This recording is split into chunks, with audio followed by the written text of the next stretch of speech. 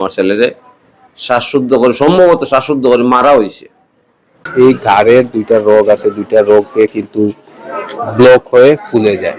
উপরে গলাতে একটা নখের দাগ আছে আতরের এখানে।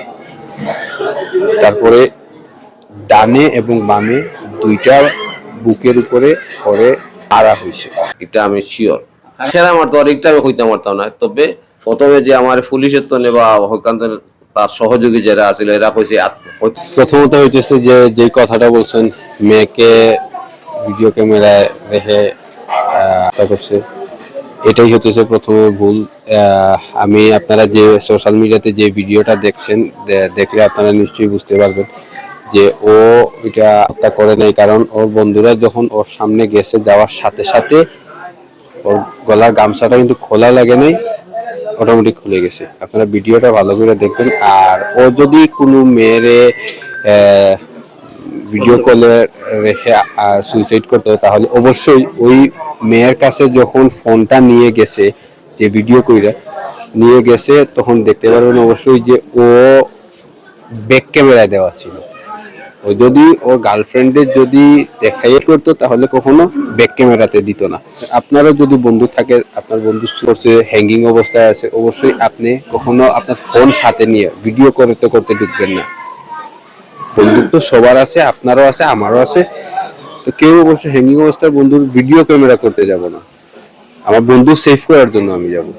পোস্টমর্টমের তো রিপোর্ট তো এখনো হাতে পাই নেই আমরা, ওইটা পাবো হয়তো 1 মাস 1.5 মাস পরে বা যেই দিনই হোক এটা পাবো। পাওয়ার পরে আইনানুগ ব্যবস্থা নিব অতি দ্রুতই।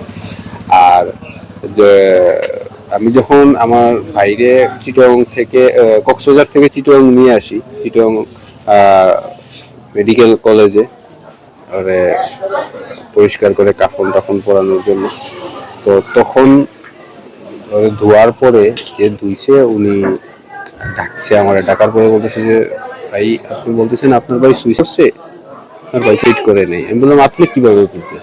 বলছে আজকে আমার এখানে চাকরি প্রায় 14-15 বছর হয়ে গেছে, এইখানে অনেক রুগী অনেক মানুষকেই আমি গোসল করাইছি, কে সুইসাইডে কেউ মার হয়ে আসছে, এইরকম অনেকে আছে।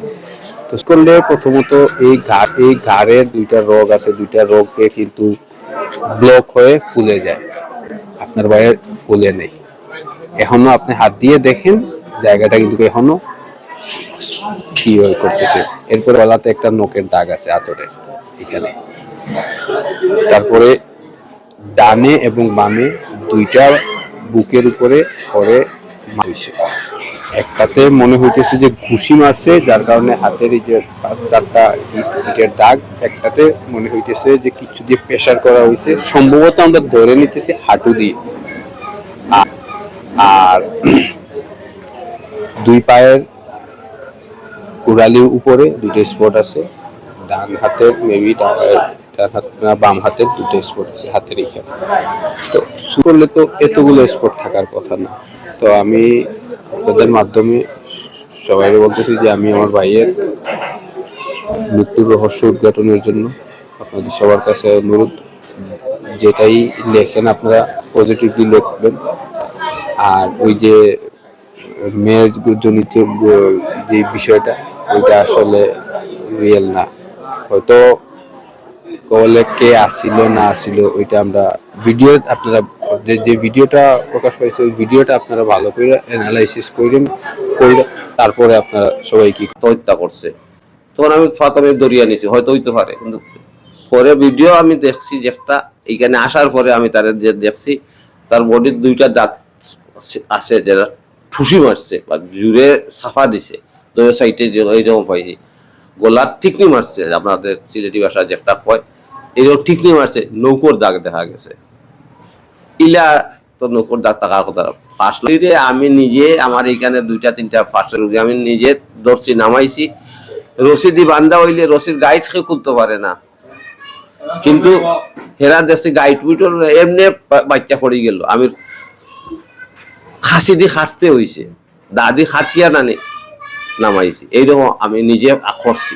এতে আমি 100% আমার বাচ্চা আত্মা করে নাই। আমার বাচ্চারে যে বা যারা পরিকল্পিত মারছে। এই মেয়েটা আমি চিনি না, তবে এই যে কথাটা কইছে এইটা সত্য না, একটা মেয়ের সাথে হ্যাঁ মাঝে মধ্যে আলাপ করতো, ফোনে আলাপ হইতো, আমি একটা অনুমান করছি তার। কিন্তু এখন আমার একটা সন্দেহ লাগে যে এই মেয়েটা যদিও আমার ছেলেরে অভিনয় করছে, সম্পর্ক করছে, কিন্তু এই মেয়ের আরো খেরুর লগে সম্পর্ক আছে, বিদায় এরে সরাইছে, রাস্তা তার ক্লিয়ার করছে। আমার ধারণাটা হইলো এর রাস্তা ক্লিয়ার করছে। পরস্পর আমি শুনছি যে মেয়ের বাড়ি সম্ভবত ঢাকার কোনো জায়গা হইতে পারে, মেয়ের বাবা সিলেটে চাকরি করে। এই চাইরো বন্ধুর মধ্যে একজনের সাথে হয়তো কোন সম্পর্ক থাকতে পারে, যার কারণে আমার বাচ্চারে মারিয়া হে তার রাস্তা পরিষ্কার করছে। কক্সবাজার মারা গেল ওই চাইর বন্ধু তো কোনো একজনে, আমার একটা ছেলে কুমিল্লাতে ম্যাক্স কোম্পানিতে চাকরি করে, বিদায় যাওয়ার সময় আমার ছেলে এর বাসায় উঠছে, উঠিয়া এক বেলা দুপুরবেলা খাওয়া দাওয়া করছে, বিকালে ঘুমাইছে, রাত্রের বেলা গেছে। এই সুবাদে আমার ছেলের ফোন নম্বর তারার কাছে আছে, নাহলে আমার ছেলের মোবাইল তো নেই, হোক জেলা কালেকশন করছে, তা করিয়া ওইরা ফোন করিয়া কইছে যে তোমার ভাই মারা গেছে।